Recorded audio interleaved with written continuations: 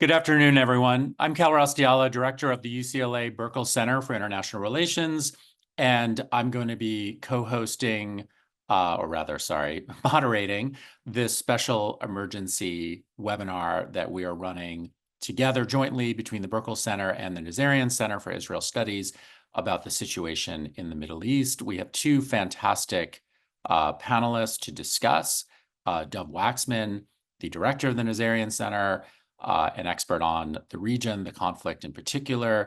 Dalia Dassa Kaye, senior fellow at the Burkle Center, formerly of the RAND Corporation and many other organizations, also very well-versed in the long and drawn-out conflicts that have gone on in this region that are accelerating as we speak. So I'm really pleased to have both Dov and Dalia here. Thank you so much for joining us. We will have about an hour to talk about this current situation, which is obviously not sufficient time. We could probably spend 5 hours or 10 hours.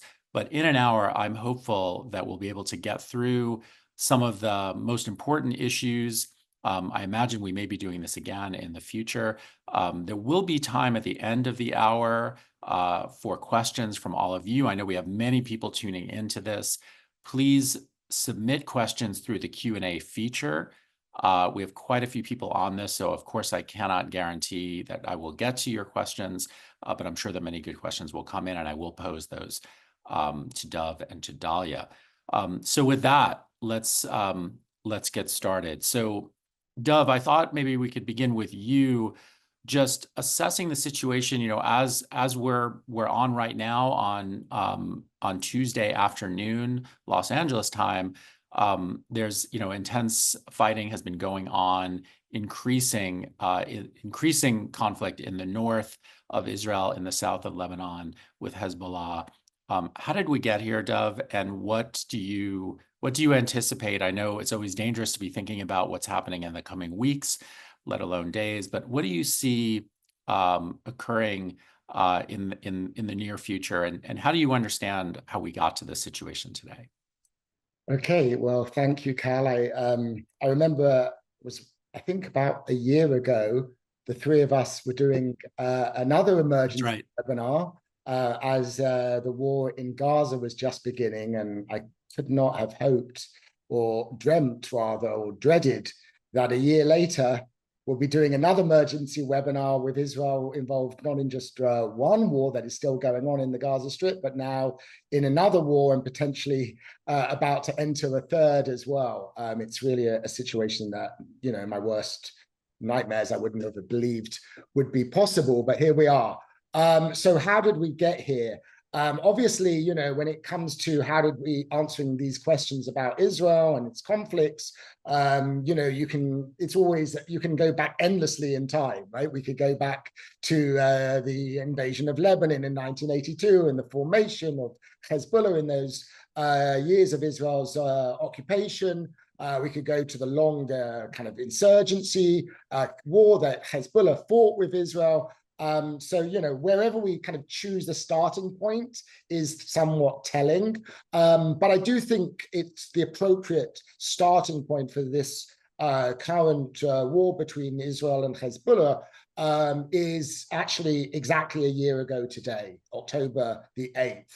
2023, because on that day, one day after, of course, the Hamas-led attack in southern Israel, on that day, Hezbollah started what's essentially been, until recently, a low-intensity war against Israel, ostensibly in solidarity with Hamas, really aimed at trying to divert Israeli forces to the northern border to help Hamas survive Israel's offensive in Gaza. And so really this conflict, this war between Israel and Hezbollah has been going on largely with little attention. Most of the public and diplomatic attention has been focused on the Gaza Strip, but it's been going on for the last year, in fact. And during this time, Hezbollah has launched over 12,000 rockets, missiles, and drones into Israel. These rocket attacks have been occurring on a near daily basis, and they've forced around 65,000 Israeli civilians to leave their homes and leave their communities in northern Israel to escape this rocket fire. So this has gone on for a long time, and as I said, with little attention. But over time, this situation has been seen domestically in Israel as increasingly intolerable. The fact that, you know, tens of thousands of Israelis were displaced from their homes, and this was becoming increasingly, there was growing domestic pressure on the Israeli government to do something to allow these displaced civilians to return to their homes. And for a while it seemed, or many hoped, that that would come about as a result of a ceasefire hostage agreement in the Gaza Strip. Basically, because Hezbollah had said that they would stop firing, they would end their low-intensity war when there's a ceasefire in Gaza. They tried to link the two. By the middle of the summer, it became clear, we can talk about why, but basically a ceasefire hostage deal was not going to happen in the Gaza Strip. There wasn't going to be a ceasefire in Gaza. And then, so that meant the question was, well, if there's not going to be a ceasefire in Gaza, how else to get Hezbollah to end its war of attrition, its low-intensity campaign? You know, there was growing discussion and pressure for Israel to kind of shift its attention toward Hezbollah, particularly as the fighting in Gaza died down. And then just a few weeks ago, of course, as we all know, this kind of spectacular intelligence operation occurred, whereby, you know, thousands of pages and two-way radios, walkie-talkies exploded. I think the timing of this is not clear, but it might have been because that it was about to be discovered. But that in turn kind of set in motion this escalation. And I say it's an escalation because, as I said, although Hezbollah has constantly been firing rockets, it was a low-intensity war. Israel is essentially doing what's been dubbed a kind of escalate to de-escalate strategy. And that's now involved not only, you know, airstrikes against Hezbollah's missile launches, rocket launches, but also, of course, the assassination of its leader, Hassan Nasrallah. I think ultimately, so what's ultimately brought about this offensive is the belief that is widely held among Israelis that it is intolerable for Israeli civilians to live near border areas where enemy forces, Hezbollah and Hamas, are capable of carrying out the kind of attack that occurred on October the 7th. What was previously acceptable, that these groups were on Israel's borders, is now deemed post-October the 7th fundamentally unacceptable. And therefore, this is now a situation that Israel is determined to kind of change the reality on its northern and southern border. And I think it's doing that now on its northern border because it believes that it can divert the resources, the military resources, toward Hezbollah. And now it's escalating further because of its success in essentially incapacitating Hezbollah's communication system through those walkie-talkie and pager attacks, and more recently decapitating or temporarily decapitating its leadership. And so then Israel is essentially now, I think, been emboldened to see if they can not just push Hezbollah back from the border, but even, it seems, inflict a crushing blow on Hezbollah. And it seems that the Israeli war aims, I don't know if Dalia will agree with this, are going beyond just removing the Hezbollah forces from the immediate border area.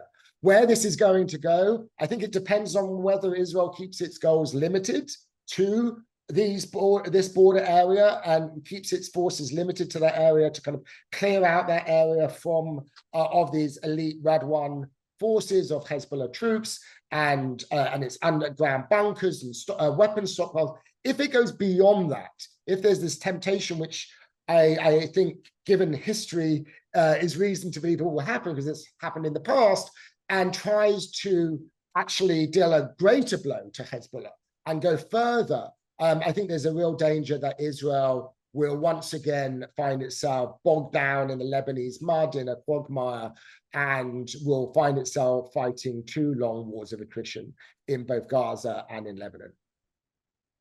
Great. Thank you for that. That's sobering, and we'll come back to some of those points in a moment. But turning to you, Dalia, just to kind of give us, I guess, the kind of bigger picture in a way, the regional picture. So, we often hear that Hezbollah, Hamas, these are all sort of proxies or Houthis, et cetera, that Iran is the ultimate kind of puppet master, and that really this is the big issue. The role of Iran, though, is more than just connected to Hezbollah. They've been taking direct action and sending missiles in, and so this really seems escalatory. Dov, I do want to come back to escalate to de-escalate is one of those terms that some of us are familiar with. It's a bit odd. We'll return to that, whether that is even a sensible strategy or what that even means. But obviously, part of the story here is the bigger regional picture. So, Dalia, fill us in on that. Okay, well, thanks, Kal and Dov and at Burkle and Nazarian Center for hosting this. I share the disappointment that here we are a year later in another emergency seminar. And I think the first point to lay out here is, there's not enough of addressing the reality of where we are. And, talking points are nice. We're trying to avoid, in the US administration, again, we're trying to avoid a regional war. We need to acknowledge we are now in a regional war. There are multi-front active conflicts happening. Dev just laid out nicely the Israel-Hezbollah conflict, now ever expanding in Lebanon. And I should just add, just today, Prime Minister Netanyahu issued a video in English to the Lebanese people, just like he did in English to other regional audiences. So it's not clear who the audience is exactly, but it does suggest expansive goals beyond just securing the border so Israelis can return home in the north. The way he's talking, and he sent a similar message to the Iranian people of kind of, this is a historic opportunity, rise up against your leaders, get new governments. So it's we, I think, are in, I'm just jumping ahead into where we're going. We are in uncharted territory, and I want to just emphasize, I believe, a very dangerous moment. I hope we can go back from the brink. But stepping back a little to the, how we got to this direct Israel-Iran conflict. And I think this is very important because for so many years, I think, 3 points really to set the stage for this. One is that this is not a new conflict that just started on October 7th.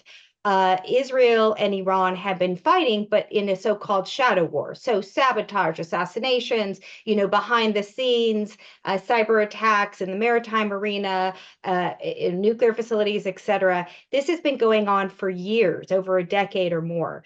And I think it's important to understand that actually this so-called shadow war actually escalated in the past 5 years. It was kind of quiet incidentally, between about 2013 to 2018, when there still was a nuclear deal. Then the Trump administration pulled out of the nuclear deal. Iran lashed out and said, if we're not going to get benefits from this deal, everyone's going to pay a price, and started hitting oil tankers across the region and facilities starting in 2019. So about the last 5 years, this is where we've really seen an uptick both in Iranian activity, escalation in the region, but also a advancing of its nuclear program, putting it on kind of a threshold status. We can get more into that later.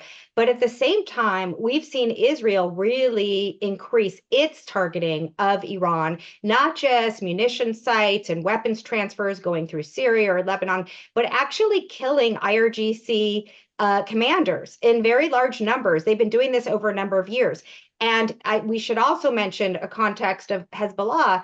They have been targeting Hezbollah in a so-called campaign between the wars in Syria since the Syrian civil war started. So there has been, over the past decade, and especially the past 5 years, an ongoing Israeli determination to degrade both Iranian and Hezbollah capabilities, including moving after lead and head personnel and commanders. So while the recent strikes over the summer are really quite dramatic and have dealt a very major blow, major tactical win for Israel by killing Ismail Haniyeh, the head of Hamas, and of course Hassan Nasrallah was the biggest game changer, a huge blow to Hezbollah. But again, we need to look back. This did not just start this year.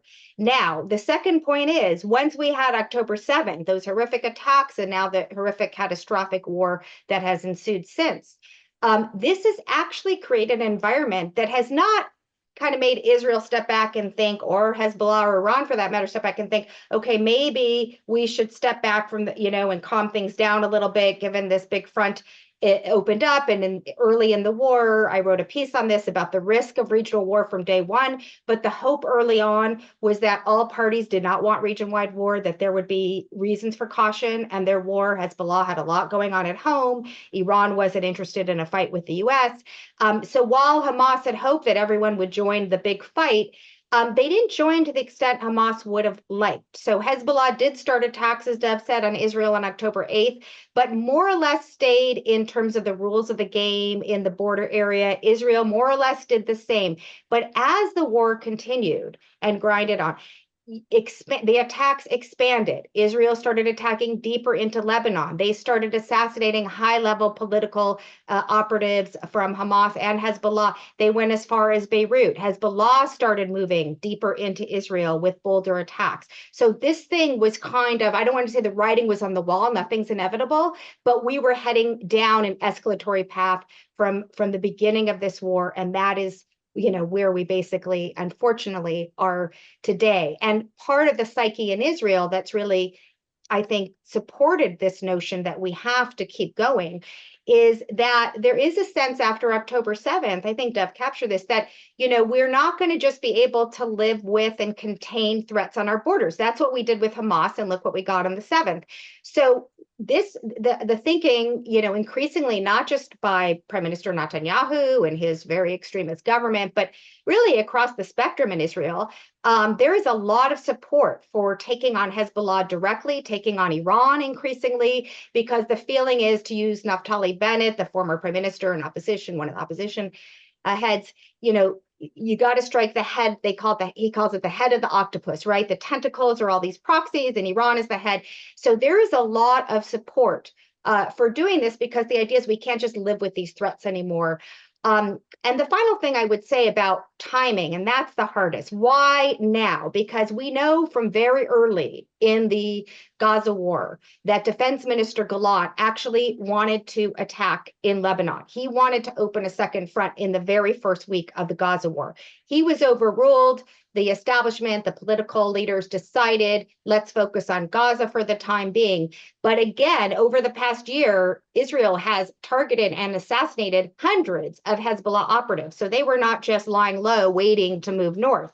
But then we saw a significant shift over the summer with the very high-profile assassinations in late July, and then, of course, the Nasrallah and the pager attacks all accumulating last month. And I would just say my last point, and it's not the only reason, all of this strategic background, I think, is the key motivating force behind all of this escalation. But I think there's political factors in both Israel and the United States that created a window right now. From the Israeli perspective, it's very well known, most Israelis believe it themselves, that Prime Minister Netanyahu is very much benefiting politically from ongoing war, especially when it comes to the war in Gaza, because that's much, the population and defense establishment is much more critical of how he's handled that, and how the hostages have not been prioritized and so forth, much more consensus when it comes to the north. But there is a sense that war is good for Netanyahu's political survival. It pushes off an election. His popularity ratings are going up. We were heading toward the one-year anniversary late in the summer, and what would Prime Minister Netanyahu have to show for that? Just a very, very horrific, catastrophic war in Gaza, hostages still languishing in the tunnels. So moving north makes a lot of sense from that. I'm not saying it's the reason, but I think it's a factor. And then politically in the United States, you have an election season. So President Biden has been very cautious about pushing Israel publicly, but you have a very sensitive political moment in the United States where I think there is a perception in Israel that basically they have, I don't want to say free reign, but very close to it. This is, if there's going to be a window in which they can actively degrade without facing a lot of pushback, this would be the moment. And my last point, those were the three main points, but since Kal, you raised the escalate to de-escalate, which I think we need to retire that phrase. But no offense, Dev, we might disagree a little there, because in my assessment, I don't think Prime Minister Netanyahu is looking for a diplomatic off-ramp I don't think he was interested in a deal. Of course, Sinwar and Gaza is a major reason why there's no deal, but so is Netanyahu. And when it comes to Lebanon and a deal there was a deal on the table. The United States and other global partners announced the deal. Everybody had accepted the deal, and then Nasrallah was assassinated. So I think Israel is in the mood, and especially the prime minister and current government is in the mood of a feeling that we're winning, that we have great tactical gains, and why should we stop? And they want to capitalize on this moment to get as much done as they think they can vis-a-vis these adversaries. So that is how I kind of see the bigger picture of why we're where we are, and we can leave where it's going for the next round. Great, great. I mean, I have to say, as kind of a layperson observing it, it does seem like the window that you described makes a lot of sense, and that there is a sense of we're going to go as far as we can.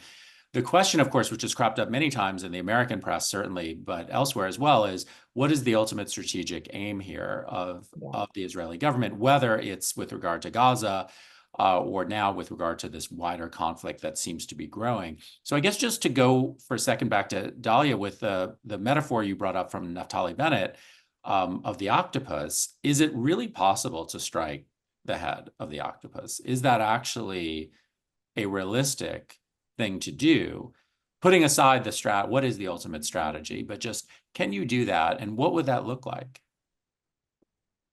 Well, Israel has struck the head. As I mentioned, they've struck Iranian nuclear sites actually with drones, and it was done without attribution. So we're in a different world now that each side is directly acknowledging hits on the other.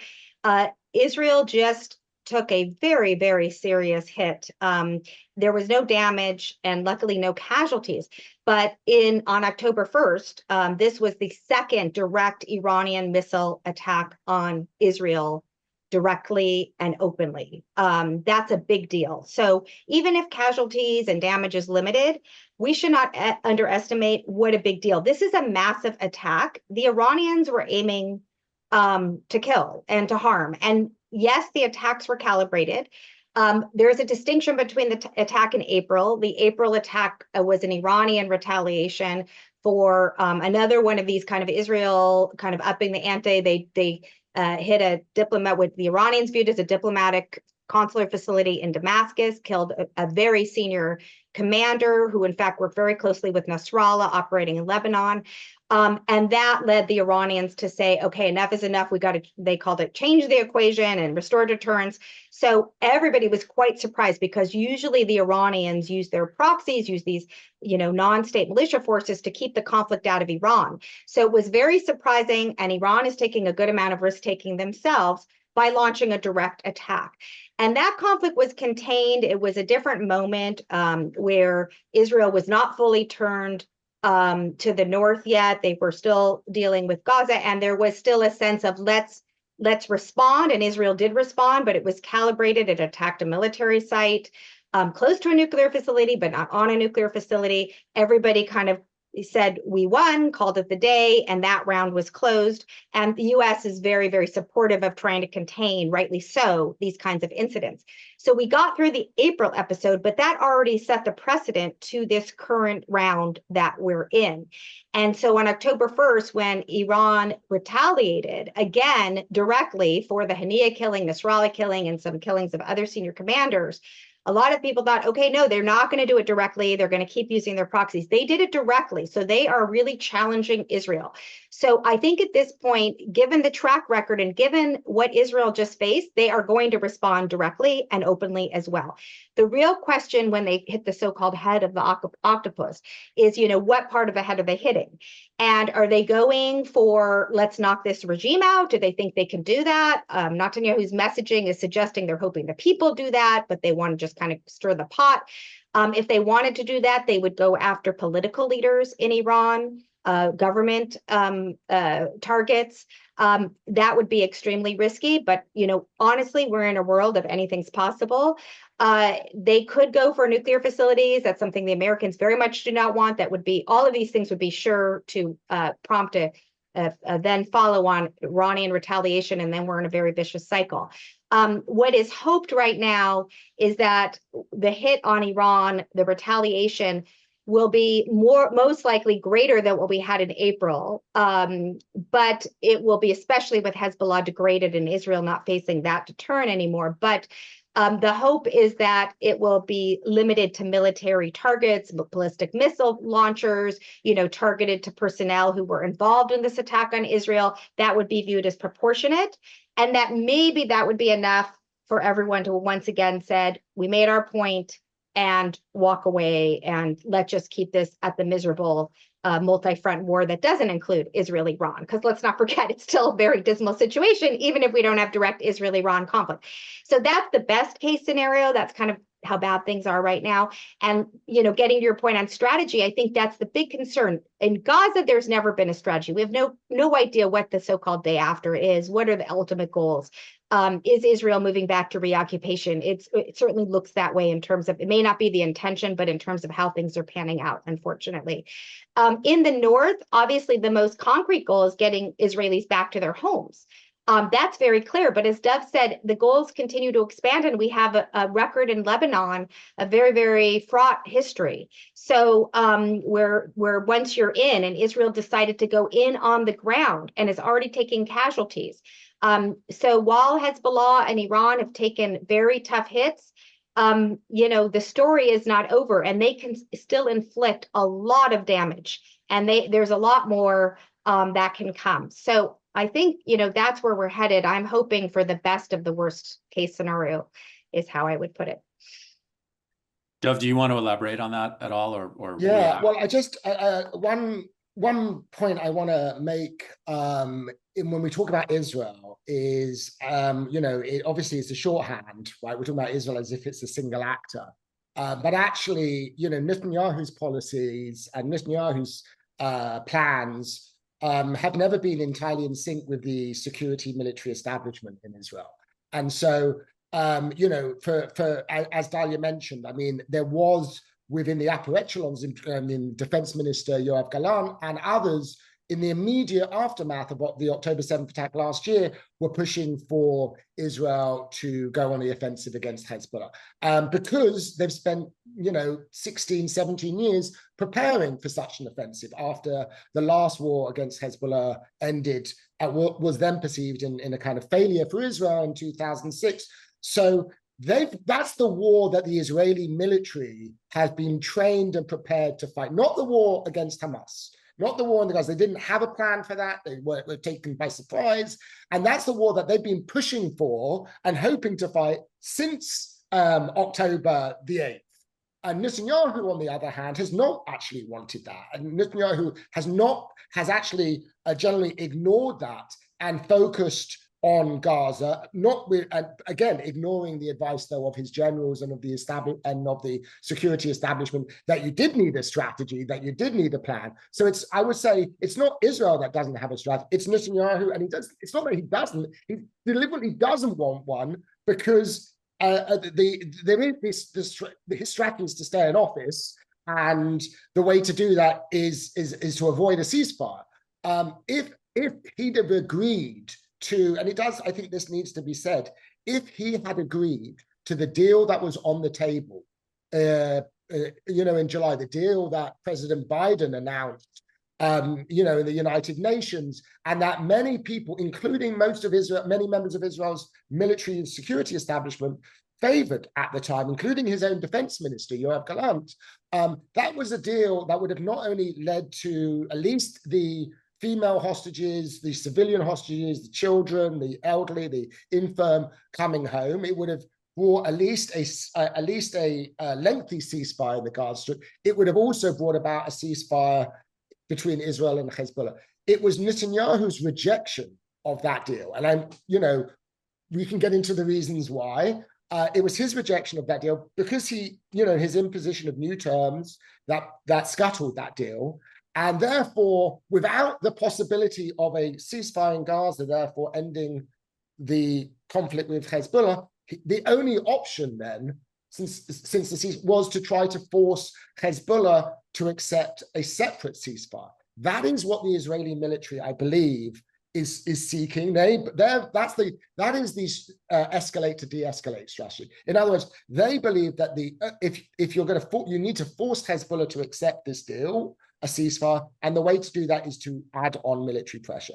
Netanyahu, I think, and maybe based upon his statement today that Dalia mentioned, he may have more grandiose plans. And this does remind me very much of kind of the differences of opinion within the Bush administration in 2000, after 9/11, right? Of it's what we should do and how far to take. Israel has changed. I think people don't really realize this, that Israel in some ways is not a status quo power after October the 7th. Before October, it was in a defensive posture. It wanted to, it didn't want to get rid of Hamas, and that was Netanyahu's strategy, was to keep Hamas in Gaza. And essentially it was defensive. It has fundamentally shifted and it is now offensive. The question is whether it's sufficient to just, knock back Hezbollah and get them to accept, to remove their forces from the border, allow for the return of, get them to accept a ceasefire, or whether in this kind of more almost hubristic mood, there is the view, as the neocons had in Washington, right now we're going to actually remake the region. And I think there are voices. I don't know.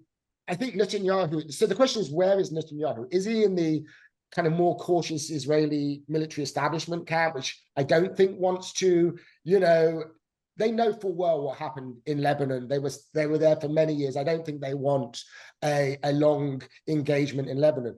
But Netanyahu has acted in ways over this past year, which is very different than he had in the past. He was always considered risk averse when it came to the use of military force. And what we've seen over the last year is Israel taking risks, like assassinating Ismail Haniyeh in Tehran.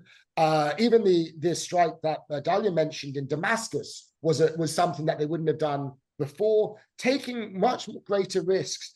And so it's not clear any longer to me whether the more cautious approach of let's just force Hezbollah forces away from the border, secure the border area, and then pull out and basically get a ceasefire, which, by the way, Hezbollah's deputy leader said yesterday they are prepared to accept.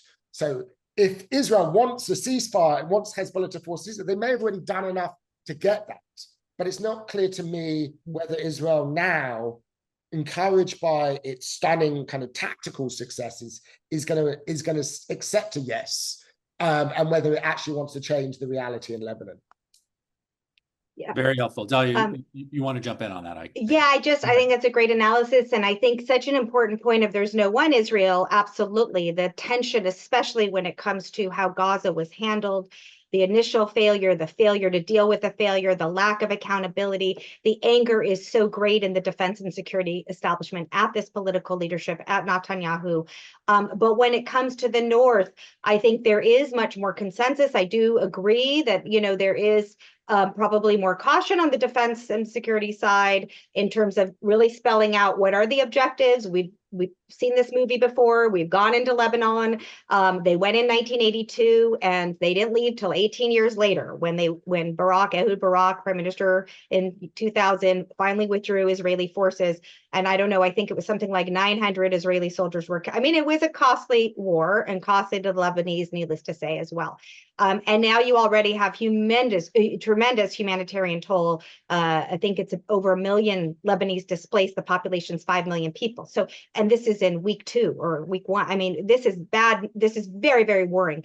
But the other point I just wanted to follow on, Deb made a really important point that in terms of goalposts moving, and here we also need to bring Washington in, because Washington's goalposts seem to maybe be moving as well, because the Biden administration, the United States, was very much pushing very strongly with the French, with other partners, with regional partners, for not just the ceasefire in Gaza, but the ceasefire on the Lebanese border, getting back to 1701, beefing up the central Lebanese armed forces, Dalia, can you economic explain assistance. 1701? Sorry, just Yes, that's UN Security Council that ended the last Israel-Lebanon war in 2006. And so the idea was there were, supposed to be no forces south of the Litani River. I don't want to get into all, but the idea was that that's why you have a UN force, UNIFIL, that serves as kind of a peacekeeping force to try to keep calm on the border, make sure nobody's violating the terms. Of course, the terms are very much violated today by all sides. So the idea was to push Hezbollah back to where it was supposed to be, according to the UN resolution. And let's not forget, there are many displaced Lebanese on their side of the border at the moment as well. They are paying a very high toll. So that was, kind of all of the plan. The worry is that now Washington, it'd be interesting to see if the administration, and Hezbollah is definitely degraded. Now, if there is a leader who's alive long enough to agree to the deal is another thing, because at the rate it's going, it's not clear you have a partner to deal with at this point, and Lebanese state is very weak. So that's not a minor issue. But reports are also suggesting that the U.S. may not be as eager to see a ceasefire. And you're hearing this talk, going back to the Iraq war kind of talk of reshaping. Let's use this opportunity of Hezbollah taking such a big hit, because let's not forget, Hezbollah's killed a lot of Americans. Right? They blew up our embassy in Beirut. They killed our Marines. We have a lot of history with Hezbollah. Americans directly have been targeted. So there is this, I am a little concerned about this sentiment in some quarters in Washington, possibly even seeping into the administration, where the aims may be growing. Let's kind of take advantage of this. Let's not go for a ceasefire too prematurely. So I think that's where we are. And the comparison to the Iraq war and what the U.S. did after 9/11, no comparisons are perfect. But, there is a lot of debate about, okay, Afghanistan was the war of necessity, right? U.S. was attacked. We had to have a response. And Iraq was a war of choice.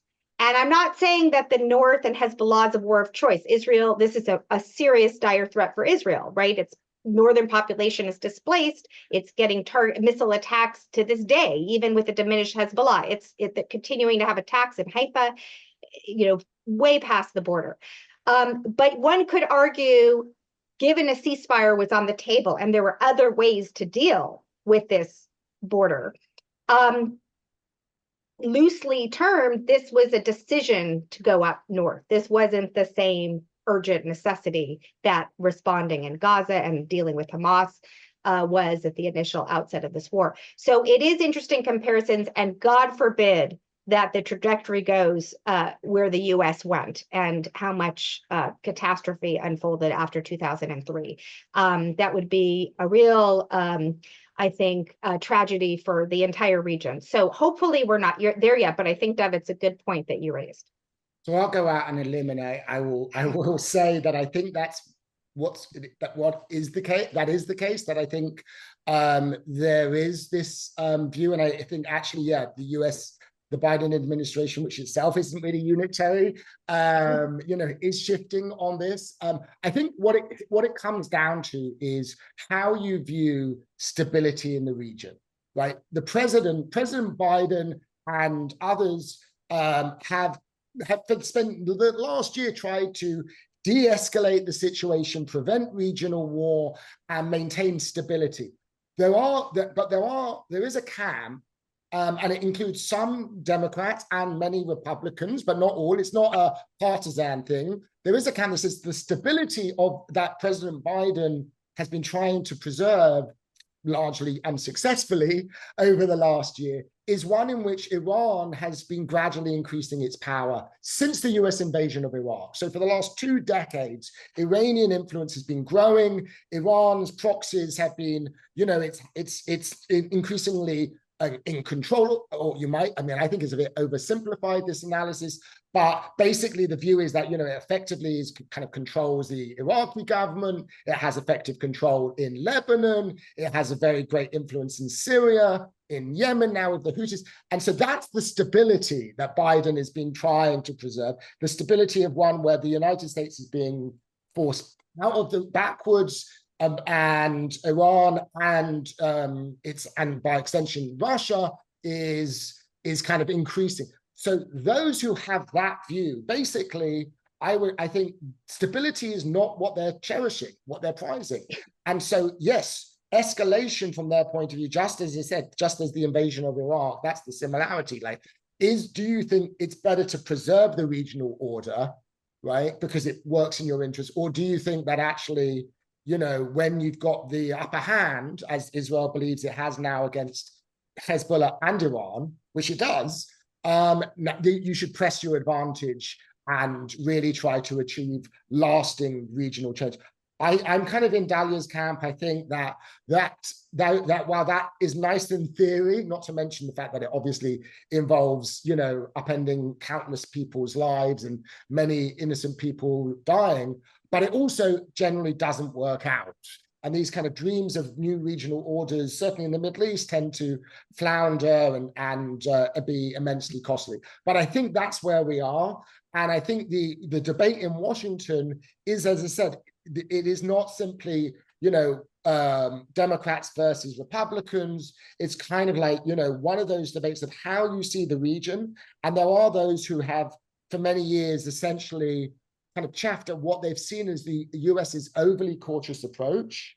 And now they see like, well, the US isn't going to do it, but Israel is now taking the gloves off. And it's already dealt this very major blow against Iran's #1 proxy. Iran is on the back foot. It's got an inexperienced new president. Its economy is weak. You know, the argument is now is the time, not only to crush Hezbollah, but also to maybe, you know, set back or destroy Iran's nuclear program.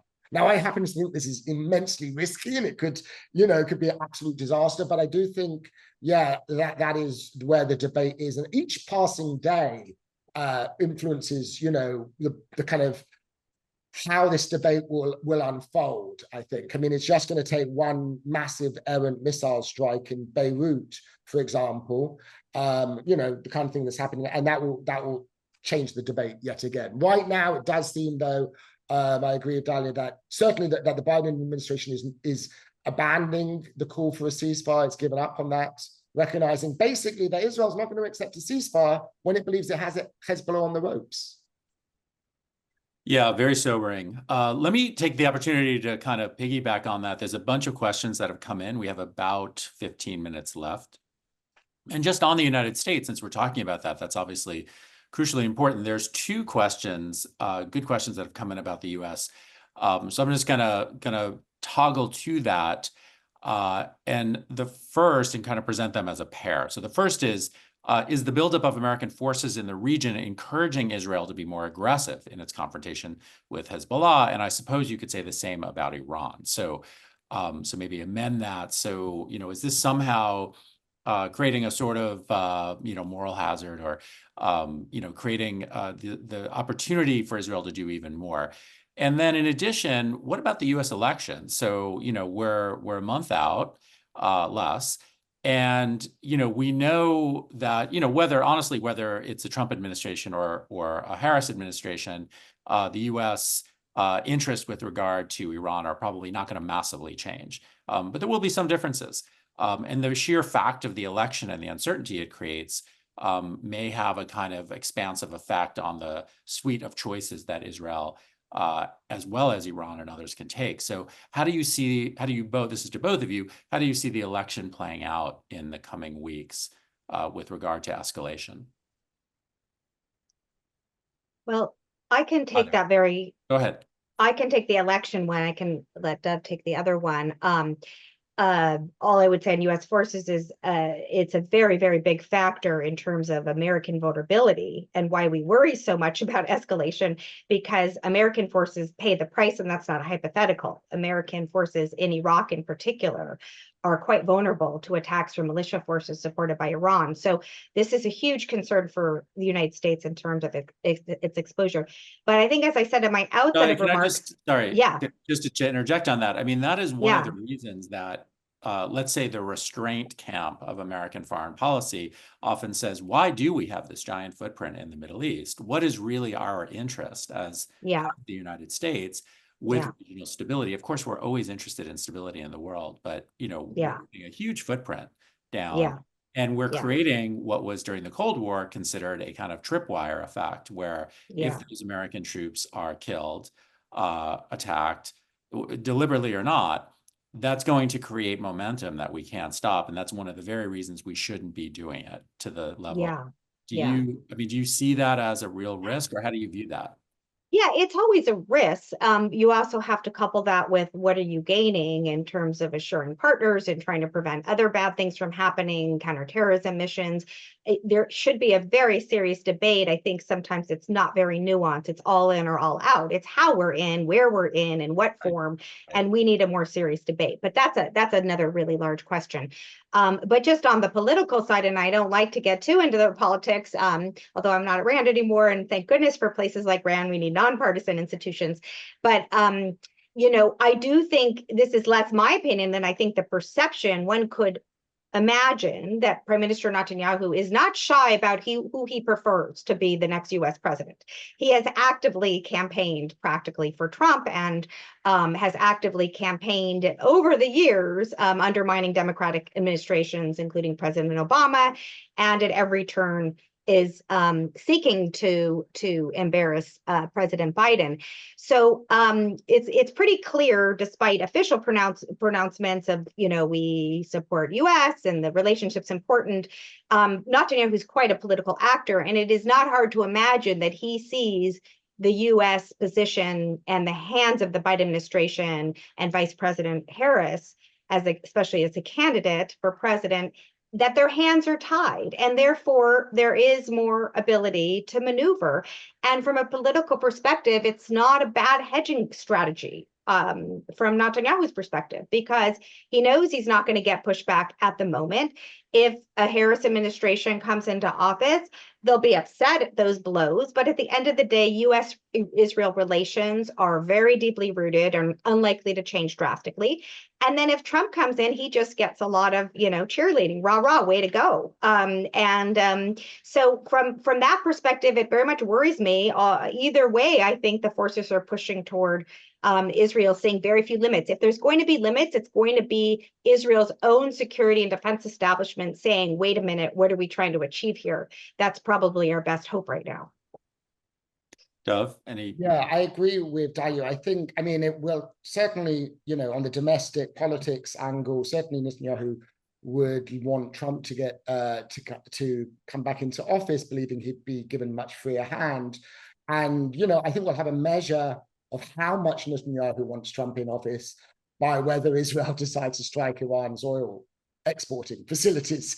Because the situation today, the single greatest thing probably Netanyahu could do to help Trump win is striking those oil exporting facilities, because that could raise the price of oil and price of gas, and that might impact the election. So we'll see in the next, probably, before the election, in the next couple of weeks, by what Israel decides to strike. There is also the possibility that those American forces, to turn to the question of, do those American forces in the region kind of deter conflict or actually exacerbate the risk? I was of the view in the early months of the war in Gaza that I supported the deployment of the aircraft carriers and of American troops, because I felt like that was an important signal by the United States to Israel and to Iran and Hezbollah not to escalate things. And we know that, they may have wanted to. According to the IDF, Hezbollah had a plan, it even had its forces positioned in order to carry out an October 7th style attack. So there may have been some effort to create that multi-front war. And I thought deploying those forces then was the right move, and it actually tamped down the risk of escalation. Now I think things are the opposite.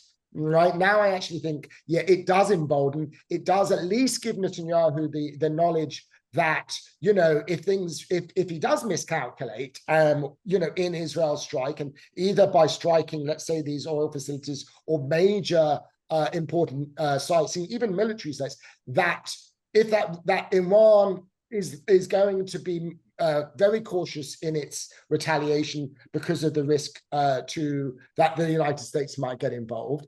And it also gives maybe Netanyahu the illusion or the hope that if he does provoke Iran or Iran's allies, like the Shia militia in Iraq, to target American troops, that will draw the United States into the war. That tripwire that the term you use, Kal, could be from Netanyahu actually enticing. Because if you want actually to take out Iran's nuclear facilities, and you know that Israel can't do it by itself, which it can't, then how do you get the United States to fight a war against Iran, or at least strike its nuclear facilities, that it hasn't been willing to do under Biden, Trump, and Obama? If you get Iran to unleash an attack against American forces in large numbers, that could be, in this particular moment, that could force America's hand. So not only does it potentially kind of embolden Israel in deciding what targets to select in its retaliation for Iran's ballistic missile strike, it also raises, at least in the minds of some, this possibility that actually the United States could be drawn in as well. So I think, unfortunately, very often the Biden and Washington's general, it's like reflex. When they see conflict in the region, let's send out American forces. It's like an instinct. And as I say, sometimes that is helpful, and it does tamp down regional tensions, and it does reassure American allies. Sometimes, and I think, and this is the situation, it actually not only does it embolden Netanyahu and those who are in his camp, but it also sends the message to all of America's allies in the region and around the world that basically Israel has a green light to do whatever it wants. And given the amount of opposition across the region and around the world to Israel's campaign in Gaza and in Lebanon, that also affects America's stature globally, because basically the United States is perceived to be dragged along or even supportive of Israel. And there's wider issues for the United States. There's not just even in the region. I mean, how other countries look at the US leadership if the United States is perceived to be basically doing Israel's bidding. Agreed. I think it's also important to emphasize that you mentioned a possible strike by Iran on U.S. facilities, troops, etc. That could be totally inadvertent. That we often think about in contemporary warfare. Precision munitions, of course, can be very effective, but they are dependent on their targeting. There are many other, we have many examples in recent history of munitions going awry and hitting targets that were never intended. And that can be extremely dangerous in this sort of situation. Absolutely. Just one quick point as well we talk about Iran's proxies, but that's not entirely accurate term. I mean, they all have some degree of freedom of action. So it's not even a question that Ayatollah Khamenei will decide, right, we're going to target, an American base in Iraq. It takes an allied militia, they might make that decision. And so, especially in this moment, there are so many actors, the Houthis, we haven't talked about. That's why it's so dangerous, because I kind of, in my worst moments, and I'm pessimistic much of the time, but in my most pessimistic, I think of the kind of example of what happened prior to World War I, where you have an alliance commitments, right? You start a crisis in the Balkans, and because of alliance commitments, it ends up becoming a European-wide world war. Not because anybody wanted to go to war in World War I, but because of these alliance commitments. And that's the danger. I think it's not that countries say we want an all-out regional war. It's that, they are because of their various alliance commitments, they can't back down, and then it drags the region into it. And that I think is the nightmare scenario. Agreed. So we only have time probably for one more, but another question came in, and this directly relates to Iran and its nuclear capabilities. So the question is, a prominent Israeli military analyst wrote in Haaretz yesterday that even if Israel were to take out Iran's current nuclear facilities, that might only delay Iran by a few months in terms of getting a nuclear weapon, presumably a targetable nuclear weapon, contrary to what Naftali Bennett and others have said. Now, this is a common statement that I've heard many times. None of us here, I think, are nuclear physicists or particularly weapons experts. And I don't want to relitigate the JCPOA, but you both know quite a bit about this. So what could Israel do? And is this critique valid? In other words, is it just going to be a short-term blip in its capabilities unless there's political change in Iran in some unimaginable way? Do you want me to take that one? I'll let you answer that one, Dalia. Okay. Yeah, well, I think a couple of key points here on the nuclear question. One, let's be very clear that Iran is not currently a nuclear weapon state. So when I say, or others say, it's on threshold status, that means that it, unfortunately now, with no nuclear constraints from a deal and very little inspection, they're still a member of the Non-Proliferation Treaty, but it means that in very short time, they could enrich enough uranium to very quickly weaponize should they decide to do so. It would still take months, if not a year more, to actually get a nuclear weapon and a delivery. So we're not on the cusp of a nuclear armed Iran. So we should, not that there's a lot to be grateful for right now, but at least we're not quite at that point yet. But we're still at this very dangerous point. The intention was never to get them or allow Iran to get this close. So I think this is a big concern. Now, one of the issues with Israeli targeting is, will it work? And that depends on what work is. What is the objective? I think, the Israelis have targeted through other means, sabotage, even drone attacks, separate from full-on aerial assault. They have targeted the nuclear facilities. The U.S., now reporting shows, was involved in a sabotage attempt, the Stuxnet that disrupted centrifuge production back in early 2010. So we've done this before. So the idea is, would it at least delay the program? I think there's general consensus that you can't bomb knowledge. And at this point, the Iranians have so much knowledge and have gone so far in their program that you can certainly set it back, but you will unlikely be able to completely eliminate the program. So then the question becomes, especially given some of their enrichment facilities are very deeply embedded in the facility in Fordow, in mountains, very underground, much further underground even than Nasrallah was in his bunker.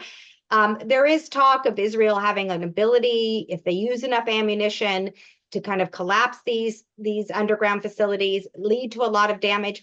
A lot of damage can be done. Of course, militarily, lots of things can happen.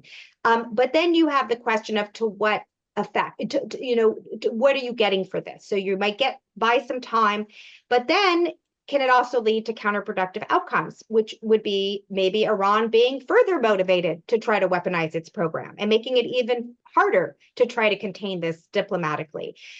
So there already is talk among Israeli and other analysts of the erosion of Iran's conventional deterrence, or not so conventional, it's asymmetric for defense strategies using Hezbollah and other militia forces to keep the fight from Iran. With the degradation of those forces, the thinking is, okay, Iran is more incentivized to compensate by getting nuclear weapons. So already you're in an environment where there's a heightened risk. I'm not saying that's not a risk, but I think there's also many reasons Iran will be cautious. They know they are the most surveilled country in the world when it comes to nuclear weapons. It's not going to be easy to break out and weaponize a program without being detected. And then they will most definitely be vulnerable to attack. And there'll be more international consensus on that. They're not going to want to burn big bridges with China, would not be enthusiastic.